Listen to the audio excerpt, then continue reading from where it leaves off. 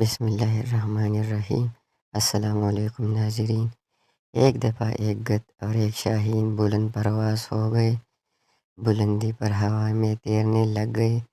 وہ دونوں ایک جیسے ہی نظر آ رہے تھے، اپنی بلندیوں پر مست، زمین سے بے نیاز، آسمان سے بے خبر، بس مصروفی پرواز۔ دیکھنے والے بڑے حیران ہوئے کہ یہ دونوں ہم فطرت نہیں ہے، ہم پرواز کیسے ہو گئے؟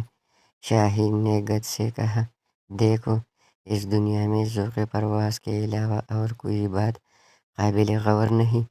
گدھ نے بھی تکلفاً کہہ دیا، ہاں، مجھے بھی پرواز عزیز ہے، میرے پر بھی مجھے بلند پروازی کے لیے ملے۔ لیکن کچھ ہی لمحوں بعد گدھ نے نیچے دیکھا، اسے دور سے ایک مرا ہوا گھوڑا نظر آیا۔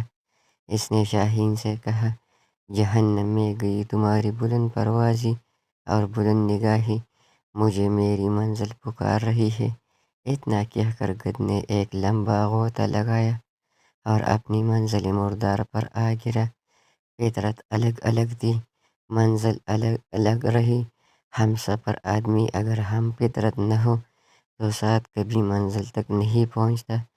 انسانوں کو اگر غور سے دیکھا جائے تو یہ معلوم کرنا مشکل نہیں ہوگا کہ فطرت اپنا اظہار کرتی رہتی ہے۔ جو کمینہ ہے وہ کمینہ ہی ہے، خواہ وہ کسی مقام و مرتبہ میں ہو۔ کمینے انسان کی دوستی کبھی کوئی پھل نہیں دیتی۔ جس طرح کیکر پر انگور کی بیل چڑھانے کا نتیجہ یہی ہوتا ہے کہ ہر گچھا زخمی ہو جاتا ہے۔